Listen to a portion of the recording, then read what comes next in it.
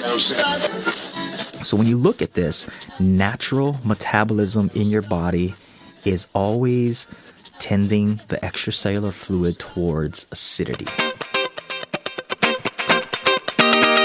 Welcome to the What Up Doc University podcast, your number one resource for total body wellness. Here's your host, Dr. Mike.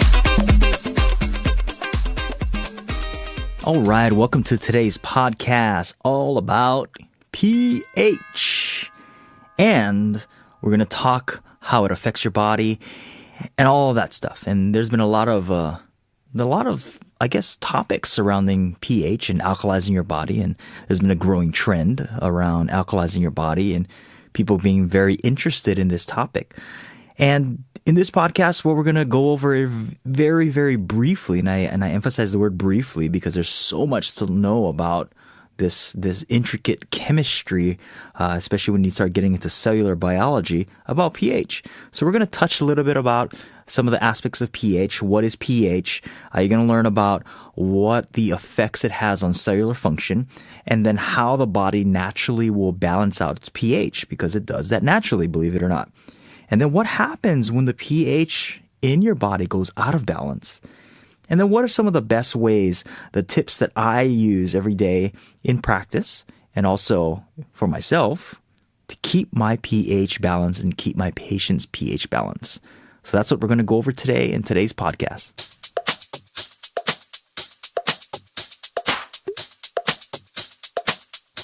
So in 1909, a Danish chemist by the name of Søren Sørensen discovered pH. And, well, he didn't invent pH, but he discovered it, right? And basically what he was looking at was the concentration of hydrogen ions in solution, I should say. So the amount of hydrogen ions that was in an aqueous solution. And this also accounted for the amount of hydroxide ions. And what he was looking at was the total concentration of all these things. And he discovered that he could use a logarithmic scale to display what pH is. And he discovered that it went from 0 to 14. And these are powers of 10. And what he found was that 0 had the highest concentration of hydrogen ions, and this was the most acidic. And that 14 was the maximum amount of hydroxide ions. And this is the greatest number that you can reach on the pH scale, which is basic. And then he found that right in the middle at pH 7 is where the hydrogen ions and hydroxide ions canceled each other out, and it was basically neutral. So you didn't have anything going from acid or base. It was just right in the middle. That's what they call neutral. Now, when we look at the pH scale, we're going at powers of 10. So say something has a pH of 3, and then it increases to a pH of 4. When you look at it from a concentration of hydrogen ions, and because when you move a factor of 1, it's by literally a factor of 10 actually, pH of 3 has 10 times the concentration of pH 4. So pH 3 is 10 times the concentration of hydrogen ions than pH 4. So remember, the pH scale goes from 0 to 14, and you can measure this with litmus paper and all these different types of solutions that you can find anywhere. So this is how they discovered pH and how they measured pH, actually. Again, Danish chemist Søren Sørensen, 1909. So pH is fun and all study in the classroom, right, in biochemistry class. But what effect does it have upon your health? That's the biggest question we're asking ourselves, right? As listeners of the What Up Doc University podcast, we are concerned about our health and keeping ourselves healthy for as long as possible, right? So when we look at pH, and there's a reason why I'm doing this podcast, it's because pH has such a vast impact upon your health. Stuff that we don't really think about, but it's affecting our health every single day. And we got to start at the cellular level, because everything in your body starts at the cell. If you have healthy cells, you have healthy tissues, you have healthy organs, and you have healthy systems, which equals to a healthy body. And a healthy body equals to a happy person. A happy person equals to a happy family, which equals to happy communities, happy cities, happy states, happy country, and a happy world. So you can see how everything goes back to the cell, even world happiness. So we got to start at the cell. Now, when we look at the cell, we got to understand just a few things about how the cell functions. Now, surrounding the cell, we have a thing called a cell membrane. And the cell membrane will actually let things in and keep things out. So it's a semi-selective membrane. Okay, it's kind of like getting into a club. You got to be selected to get into the club. And the ones that the bouncers don't want to let in, they keep out. And that's what the cell membrane is like. Now, the cell membrane has a lot to do with the polarity of the molecules trying to pass through the membrane, in so much that if a molecule is polarized, meaning that there's just charged ends, meaning one side is positive, one side is negative, it has a very difficult time passing through the cell membrane. So what it has to happen is it needs to be basically neutralized, and then it'll pass through the cell membrane. Okay, so it has to be converted into its non-polar form. Now, when you look at what's surrounding the cell, it's called the extracellular fluid. It can become more acidic, and as we go in this podcast, you'll see why it gets more acidic. And what it'll happen is, and you'll see why this is important in just a minute. Now, when the extracellular fluid, the stuff that surrounds the cell, so it's basically like a cell sitting in this bathtub of acid, okay? Now, when the extracellular fluid becomes more acidic, it causes acidic compounds to change into their neutral form. Now, let's go back. Why is this important?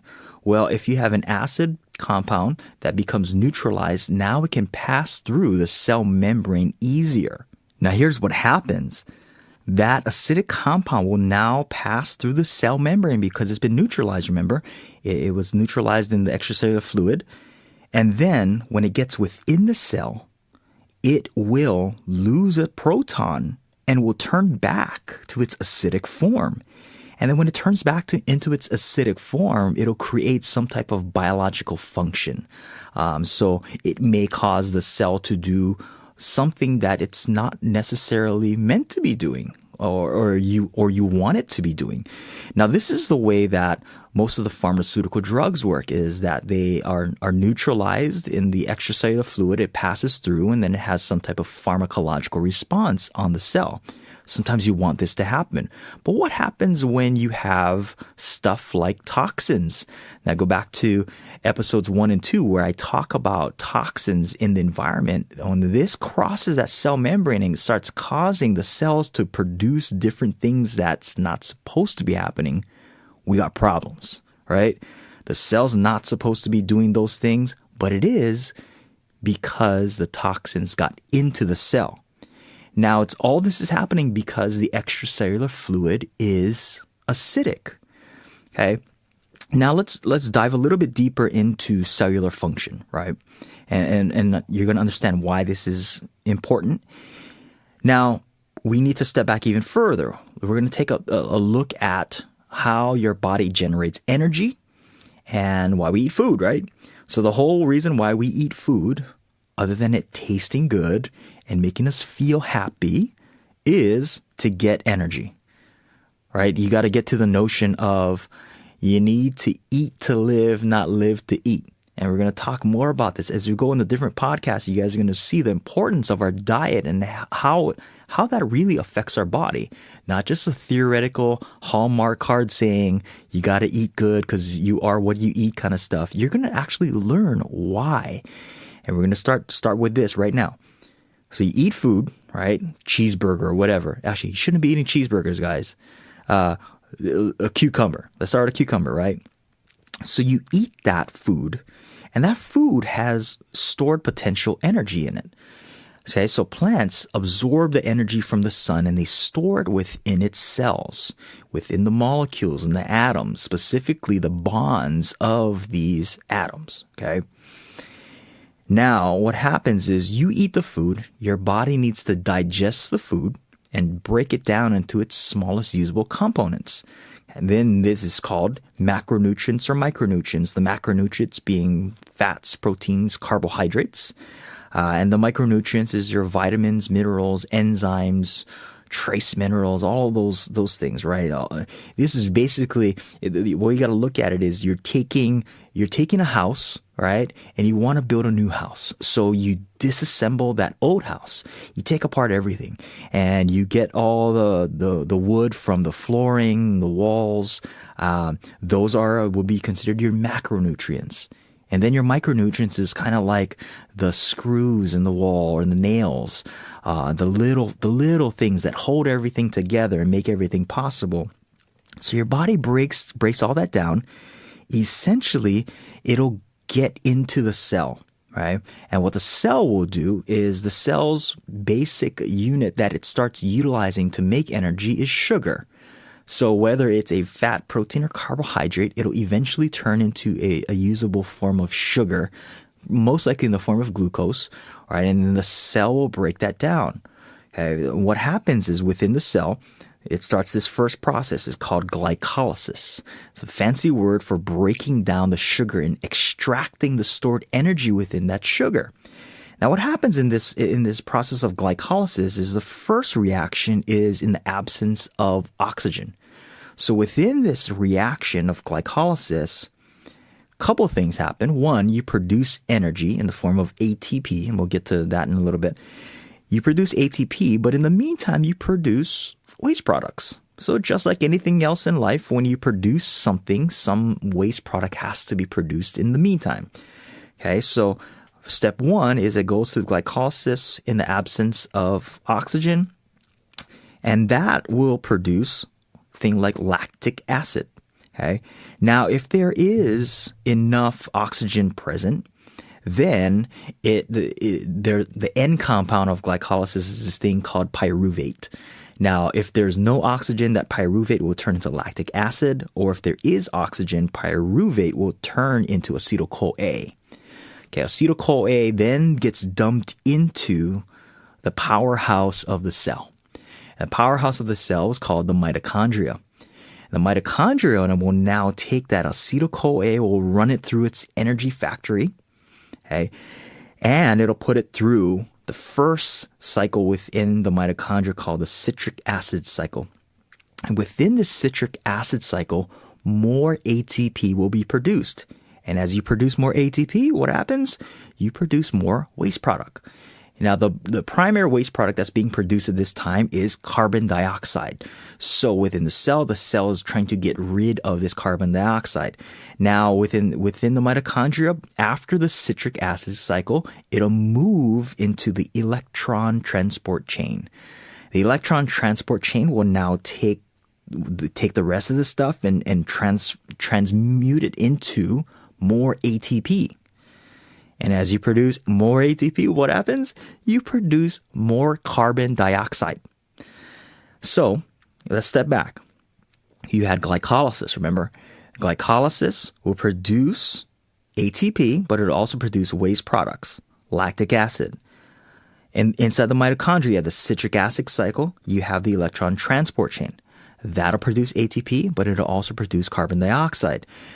Now within the cell doesn't like to keep all this stuff on the inside. It has to get rid of it. So it pumps it from the inside of the cell to the outside of the cell into where? The extracellular fluid. Now, this is kind of like a car, right? Your car is running, the engine's running, and it's making exhaust. So you're getting usable form of energy, which is movement, right? You're moving the car, but as you move the car, it's making exhaust. And the exhaust has to go out of the car, because if the exhaust goes back into the car, the engine doesn't work. I don't know if you guys remember, there's the movie Beverly Hills Cop, where Eddie Murphy sneaks up behind the guys staking him out, right? And what he does is he shoves a banana in the tailpipe. Now, if you guys have been born like after 2000s, go look for Beverly Hills Cop. It should be on Netflix or something like that, or look it up on YouTube. Banana in the tailpipe. Sticks a banana in the tailpipe. They try to start the car. What happens? The car doesn't start. Why? Because the exhaust is going back into circulating into the engine, which doesn't let it run. Same thing happens to your cell. If the cell does not get all those waste products, the carbon dioxide, lactic acid out of it, it starts to dysfunction. Now, you can see that this stuff doesn't stop, right? You don't stop, your cells doesn't stop needing to make energy. You also don't stop eating. So you're consistently making acidic waste in your body because your body has to produce energy all the time. I mean, imagine if the cells of your heart stopped working and making energy. It doesn't work. So your body, no matter what you think, it's always craving for energy. So you can see with that, as your body's craving for more energy, you're also making more acidic waste. And where does that acidic waste go? To the outside of the cell in the extracellular matrix. And when the extracellular matrix becomes filled with acidic waste, what happens to the acidic toxins? They get neutralized and they pass through the cell membrane, which is supposed to keep it out, remember? And then when it gets into the cell, it then becomes acidic and it affects the cell in a negative way. So you can see what's going on here, guys. Just the mere fact of natural cellular metabolism, you are creating acidic waste. So luckily, your body does stuff to get rid of this acidic waste. So as your body makes more carbon dioxide, what does it naturally want to do? It wants to get rid of it so that the carbon dioxide gets into the extracellular fluid and it goes into blood circulation to your lymphatics and it'll get out of your body. How does it get out of your body? First way that it goes, you start to breathe more. So you start to exhale more carbon dioxide. If you ever notice when you go to work out, you breathe harder. If you're not breathing harder when you're working out, it's either a couple things. You're either not working out, or you're not working out hard enough, or something's really wrong with your body. Most people, when they work out, they're going to breathe harder. That's just because your body the demands for energy is increasing, so you're producing more carbon dioxide. So your body's trying to get rid of that to buffer that acidic load from carbon dioxide. So you start to breathe more. Then you start to perspire. The body gets rid of the acidic waste through your perspiration. And then the body will then buffer even more and get out the acidic waste through your kidneys, and then you pee it out. Okay, so there's three main ways. You perspire, you respire, and you urinate. Okay? Now, the other aspects that happens is that sometimes the acidic waste gets stored within your tissues. And this happens a lot to athletes. So all you athletes out there, you guys know what I'm talking about. You go through an intense workout and that lactic acid builds up in your tissues and that lactic acid stays in your tissues and you feel that burn after your workout and then a couple days even after your workout. And that's why there's been a lot of talk of getting rid of those acidic wastes. I deal with this a lot in my practice when I work with professional athletes and amateur athletes, is that lactic acid load on their body. And what do we need to do to get that out of their system? Okay. What I'm going to do is actually I drew out a diagram for this and I want you guys to see it. So what I'm going to do is I'm actually going to make a diagram, a PDF file that you guys can actually download, in this link. So if you go to, if you're listening to this podcast on your iPhone or whatever, make sure you go to our blog and then get the show notes and then get access to that PDF file so you can see clearly what's happening in that flow chart. Okay. Now here's a couple things that also surrounds this pH. It's very interesting is that the pH of the extracellular fluid will actually decrease as temperature increases. So like when you're working out and you're increasing bodily temperature, you're also decreasing the pH in the extracellular fluid. So now you have you have an acidic extracellular fluid where, remember, if the extracellular fluid is acidic, it causes the acidic compounds to neutralize, to pass into the cell. You guys are going to get sick of me telling you this, but I want you guys to get that ingrained into your head. This is what starts the downturn of your cellular function. Okay? So now, when me step back a little bit, but when we talk about blood pH, now there's been a lot of talk about, oh, well, you can't measure pH and all that kind of stuff. Well, that when we're talking about blood pH and affecting blood pH, we're really talking about arterial pH. So the blood that's in the arteries going to the lungs, because that's really what's the most important. Because venous blood pH varies so much. But the blood that's going straight into the lungs, into the arterioles of the lungs, and getting that gas exchange to get rid of the carbon dioxide and taking in oxygen, that's the one we're most concerned about. So when you look at this, natural metabolism in your body is always tending the extracellular fluid towards acidity. Just a fact of nature. We can't get away from that. That's a normal process. So if we know that, and we know that the cells have to make energy, we have to eat, and just the fact of us doing that and producing energy is creating acidic waste all the time. We didn't do this, but our bodies naturally have to balance out that pH levels. And our bodies do, because if it just went, the acidity just kept rising and rising, we'd all die. But it doesn't do that. Our bodies are very, very intelligent. If you haven't noticed, you don't have to think about beating your heart. You don't have to think about breathing. But we're going to talk about breathing because most people don't do it correctly. Okay? So our body has a couple mechanisms to balance out our pH levels. Our primary way to balance out pH levels is through respiration, breathing. So respiration, which then gives oxygen, takes in oxygen, gets rid of the carbon dioxide, and it puts the oxygen into circulation, gets the carbon dioxide out of the body, and that pretty much balances out your pH. So if you heard somebody tell you, well, you don't have to alkalize your body because you just have to breathe, they're absolutely right. That is your body's primary way.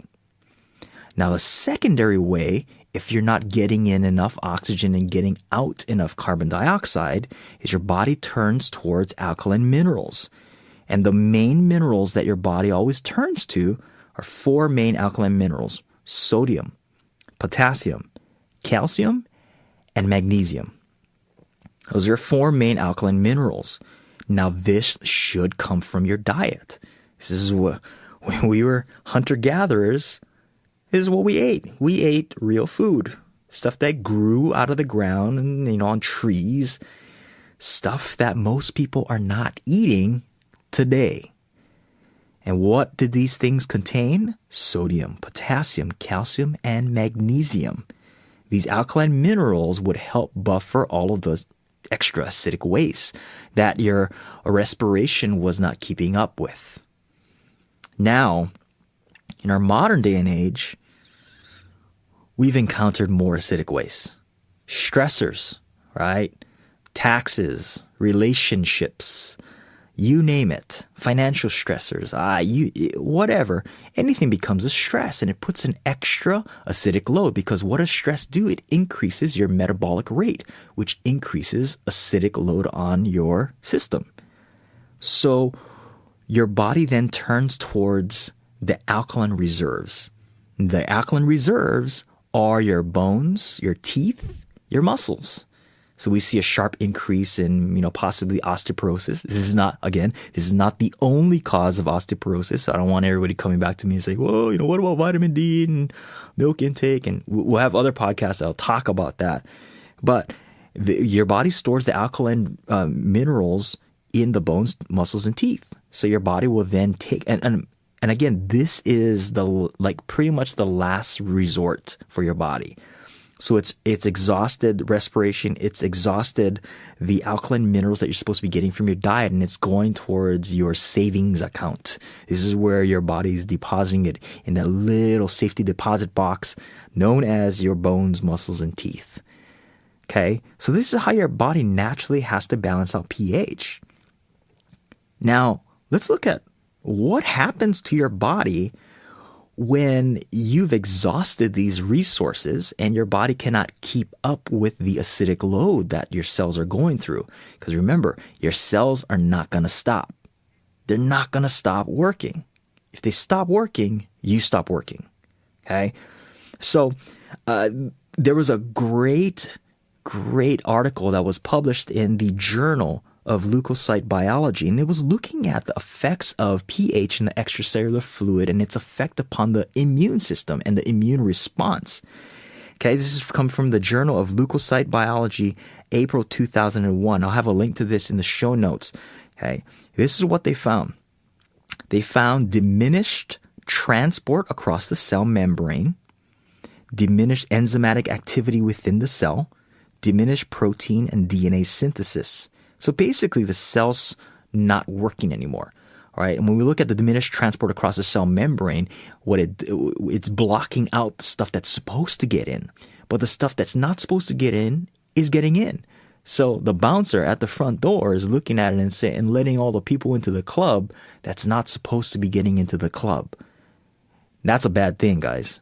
You don't want the bad guys getting into the club and wreaking havoc on the dance floor, right? That's going to ruin the party. Now, here's other things that they found in this research study. They found diminished immune activity, okay? But the surprising thing that they found, okay, so let me step back. What is diminished immune activity? It's basically your immune system is your police, right? It protects your body against all these foreign invaders and whatever's not supposed to be there. This is down. So it's kind of like the cops are on vacation. Okay, or they're just sitting on the side of the road watching everybody wreak havoc on the town. Not a good thing. But what they found was that the immune activity was restored once the acidosis was corrected. And how did they correct the acidosis? They balanced out the pH levels. So you can restore immune activity by balancing out your pH levels. This is right here, Journal of Leukocyte Biology, April 2001. Okay. They found an increased production of glucocorticoids because this is what will inhibit immune function in your body. Okay, these glucocorticoids, they float around. These are the hormones that's produced as a stress response. Next thing is they found that low-grade acidosis would disrupt hormone activity, specifically in the thyroid hormone, insulin, and leptin. So there's no wonder where you have high amounts of thyroid cases, you have high amounts of insulin cases.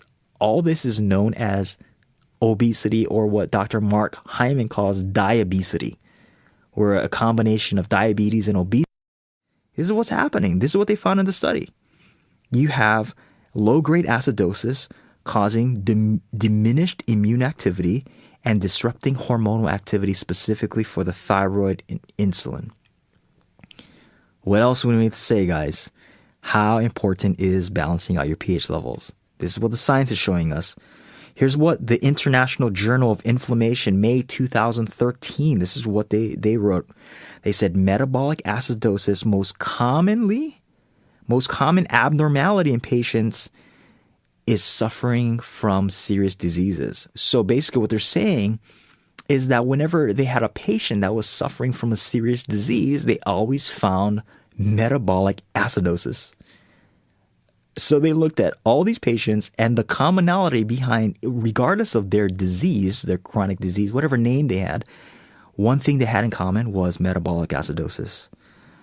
Okay, the different forms of the acidosis also produce different effects on the immune function. We just talked about it in the other article. Okay, and at the end of the article, the author states, okay, rather than looking at blood acid-base balance, it's better to consider body acid-base balance. Because in order to treat these chronic degenerative diseases, you must look at treating the metabolic acidosis. Straight from his research paper, International Journal of Inflammation, May 2013. Again, that'll be in the show notes as well. Now let's look at, there was in the Journal of Diabetes. This is one of my favorite studies. This was done in 1985, guys. Diabetes, August 1985. What they found was that when they lowered the pH of the extracellular fluid from the physiological pH, which is 7.365, down to 6.9, this caused a decrease in insulin binding by 50%. So basically, what does this mean? Right? We see diabetes cases where the insulin is not working anymore. They're producing insulin, but it's not working. The insulin is not fitting into those receptors anymore. And why? What did they find here? They found it's because the extracellular fluid is lowered from its physiological state to 6.9. So it's becoming more acidic. And it's decreasing the binding by 50%. Okay? And now here's the more startling finding here. That the changes were reversed when they restored the pH within 48 hours. So it took about 48 hours for them working on balancing the pH back to 7.365, the extracellular fluid, and then insulin binding went back up to 100% from 50%. So what does that mean? Well, look at how we're treating diabetes currently. We're giving more insulin. But if the insulin is not sitting in the receptors and causing a change in the cell, because the extracellular fluid is causing the receptor to not work anymore, why are we giving more insulin? We need to be focusing on what the guy said in that last research paper, focusing on treating metabolic acidosis first and then addressing everything else. Okay? And there was another follow-up study. This was published in the Journal of Biological Chemistry, June 1981. It says cells in acidic extracellular fluid are relatively insulin resistant. And the same thing happened in this study too. They turned the insulin resistance around when restoring physiological pH. So these are published research papers, guys, that are out there. And why are we not addressing that? That always boggled my mind. All right. So here's a question I always get in practice is, well, doc, how do you measure your pH? There's 3 ways that you can measure your pH. And again, this is not really the best way and the definitive way. So the 3 ways: measuring your pH of your saliva, urine, and blood. It's not really that effective. Just like your blood pressure, most people measure their blood pressure by putting a blood pressure cuff around their arm. That doesn't really give you an accurate reading. If you really wanted to get the most accurate reading of blood pressure, you need to stick some type of pressure reader into your heart. That gives you the most accurate reading. But this, measuring your blood pressure in your arm gives you some reading of your blood pressure. It's not the most accurate. But just like your pH, you're never going to get that accurate reading. But if you think about it, most people, and this is what all the research is saying, and you look at physiological function, most people's bodies are tending more towards acidity anyway. So you kind of know that your body has an acidic load on it, and we need to do, especially in this day and age, we need to do everything possible to balance out that pH. Okay. Now I want to talk about how do you keep your pH balanced, and I'm going to this is actually going to be a 2-part series, this podcast on pH, because there's so much information I want you to get, and I'm going to break it up. I'm briefly going to touch on the things that you can do to balance out your pH, and I'm going to give you the things that I recommend. And in the next podcast, we're going to dive deeper into balancing out your pH. We're going to talk more about the things I'm going to talk about, how most people are balancing out their pH, the pros and cons, and then we're going to talk more about the other stuff, the taboo stuff, when we start talking about cancer and pH. And again, I just look at what the research is saying, and then I also look at what I've been able to do with patients in practice. Now, again, do not take this as strict dogma, guys. Take the information here and then utilize it for yourself, study it out, and then make an informed decision. Gather all the evidence and consult with many people. Don't just take one person's idea and don't just take their information. Gather it for yourself. That's what I educate for, with all my patients. Don't even just listen to me. Listen to all types of other people and gather all this information for your health, because your health is exactly what I said. Your health. It's not anybody else's health. It's not their responsibility. It's your responsibility. And that's what I'm going to say about that. So how do you keep your pH balance? There's basically three main ways. One is an alkaline diet. That's very popular nowadays. Number two is baking soda. A lot of people say, hey, let's drink baking soda every day and it'll help balance out your body's pH. Okay.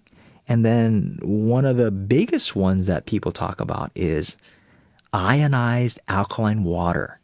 And this is usually coming from an ionized alkaline water machine, basically a water filter that has these electrode plates in it that creates an ionized water. And in part 2 of this podcast, I'm going to talk more about the pros and cons of that. My story that, I have personal use with a water alkalizer and all that kind of stuff. Now, so let me repeat that again. How do you keep your body's pH balanced on an external? Okay, this is external because you guys know the internal stuff already. Breathe properly, right? And alkaline minerals that should be coming from your diet. Now, in this one, right? How do you keep your body's pH balanced? Alkaline diet, which is everybody should be eating a good diet. Baking soda and ionized alkaline water. Now, what do I recommend in clinical practice? Well, here's these are the 7 things that I recommend to my patients. First one, proper breathing. We don't breathe properly anymore. Most people don't even take full breaths in anymore. And we don't actually use most of our vital lung capacity anymore. And we used to do that, but we don't. And so I'm actually going to do a dedicated either blog post or a podcast. I'm still trying to decide on how to teach you guys about proper breathing. In the meantime, look it up online. There's tons of video resources and stuff like that about breathing, and try one of those. Number 2, proper hydration. You got to drink water. And we're going to have a whole podcast episode about water, what it does for your body, what happens when you're dehydrated, what are the signs and symptoms of dehydration, and what kind of water you should be drinking. Okay, so number 1, breathing. Number 2, drinking water. Number 3, decreasing your toxin load. Now, this is your toxin load that you're being exposed to and the toxins that are within your body already. So you should always participate in some type of detoxification program, and you should minimize your exposure to toxins. Okay, everybody knows what I'm talking about when I say that. If you are exposing yourself voluntarily to toxins, i.e. smoking, drinking, even toxic people and toxic environments, get away from those things. Only if you care about your health. If you don't, by all means, keep on doing that. Number 4, proper diet. Okay, we're going to talk a lot about diet. We have an upcoming episode where I'm going to be interviewing a company that helps you to eat healthy, and they deliver this straight to your door. So it makes things easy. Makes things easy. You got to love that word, easy, guys. It's like the easy button. There's an easy button for diet, guys. So we're going to talk more about that too. Number 5, get your lymphatics moving. What does the lymphatics do? Well, the lymphatics is basically taking out all of that waste from the cells and trying to get that back into circulation, getting it back into your blood to be filtered out by the liver, the kidneys, and out of your body and through your urine and poop. Okay, but most people are not moving anymore. Moving means moving. Okay, sitting on the couch watching television is not moving. Exercise. Everybody hates exercise, right? Nobody wants to be doing that. Everybody thinks that they do, especially on January 1st, but they don't do it. And what happens? Their lymphatics get stagnant and they keep the toxins within their system. So you got to get the lymphatics moving. Hey, if you're lazy and if you don't want to start that, start with a lymphatic massage. Find somebody in your community that does lymphatic massage and drainage and get with that person. That'll start help balancing out your pH levels. Number 6 is balance out your body's electric system. One of the best ways that you can do that is by getting in proper minerals. Minerals really improve your body's electricity. Okay. Next one behind that is getting your body adjusted. Ding, ding, ding. Get a chiropractic adjustment. That's what I do all day long. Give people chiropractic adjustments and restore proper motion to the spine. And that'll increase the body's electrical activity. We're going to have a whole podcast on what is chiropractic, because chiropractic is not what people think that it is. It's actually more than what we think that it is, or what's being portrayed in the public. Next way to increase your body's electrics, earthing. And we're going to talk more about that too. There's so much to talk about earthing. Basically, you can do it for free right now. Earthing, just get reconnected with the earth. Simple way you can start this: go outside, take off your shoes, walk around barefoot, touching the earth. You need to do that. We did that as hunter-gatherers. We don't do that anymore. Why? Because our feet are covered by Nikes. And Nikes, as much as I love them, is killing our body's electric system. So get your body back connected to the earth. And the last one, alkalizing supplements and proteolytic enzymes. Again, guys, this is the bottom of the list. This should be your last thing that you're doing before all these other things. It shouldn't be the only thing that you're doing. It should be the last thing that kind of completes the cycle. Alkalizing supplements, and we're going to get more into that in part 2 of this episode, and proteolytic enzymes. So let me recap that again. Proper breathing, hydration, decrease toxin load, diet, get your lymphatics moving, balance out your body's electrics, and then alkalizing supplements and proteolytic enzymes. Those are the top 7 things I recommend for balancing out your body's pH levels. That's it for part 1, guys. Next episode, we're going to dive deeper into those things that I talked about of keeping your pH balanced. Okay, we're going to dive deeper into the supplements that I recommend, supplements that I personally use to keep my pH balanced. We're going to discuss some of the myths about pH. We're going to talk about the research, okay? The research that's behind ionized alkaline water machines. There's going to be a lot of people that's going to be mad at me after I release that episode. Don't be mad at me. I'm just going to relay the information that I found clinically and I've found in the research. And guys, whenever I say stuff, I always approach it for what I've done in the office and what I've seen as a result from patients. Okay, so we're going to talk about that, and we're going to talk about, does balancing out pH actually affect cancer cells? Ooh, the cancer word. We're going to get more into that because there's too many people being affected by cancer, guys, and we need to do something about it. And it starts with you and me and your friends and family. That's where it starts. So I hope this was informative. I hope this was a learning experience. I hope it wasn't too boring. I try to make this a little bit exciting.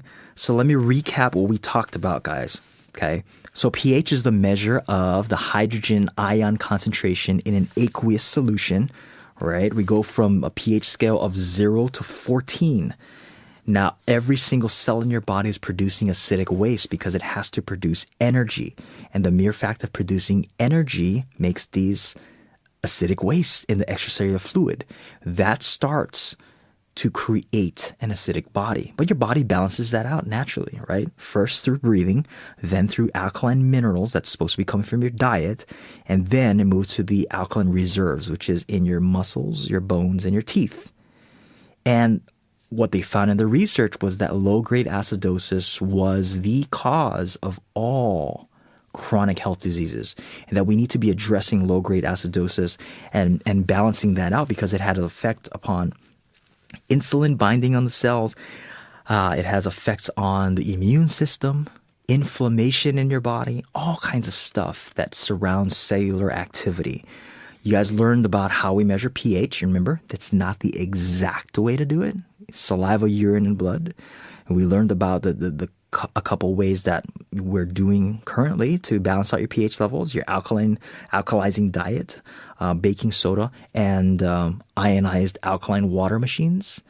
And then I gave you my top 7 tips for balancing out your pH levels. That's all in the show notes, guys. So I hope you learned something. Maybe you learned something new. Maybe you didn't. But either way, if you made it this far in the podcast, thank you for listening.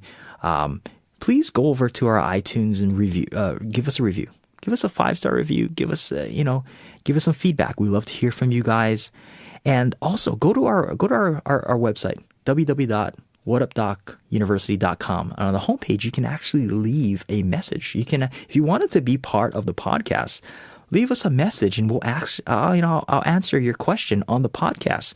I'll talk about your question, and you can actually record the message, and then I'll play it on air, and I'll answer it. Be part of our blog, comment, share our blog. That's the biggest thing, guys, is we need to share this information with people. We need to share it with their friends and family, because we don't have proper information about our health anymore. We've been given all this kind of garbage. And that's the whole reason why I'm doing this podcast, is I need to get the information out that I know that's successful within my practice. And I need to help you guys. And I need to give you guys proper information that doesn't have some type of ulterior motive behind it. Okay. And that's the reason why we do this podcast. And that's the reason why I love doing it, because I love to hear your stories of success. Share that with us. Share that with the world. Comment on our blog and just leave us a message saying, hey, I've applied these things, and let us know how it's affecting your health. So stay tuned for part 2 as we dive deeper into the pH discussion. We're going to talk more about the stuff that keeps your pH balanced, right? And some of the myths surrounding that. And we're going to talk more about in that episode. So stay tuned for part 2 of pH. Till then, this is Dr. Mike at whatupdocuniversity.com. Aloha.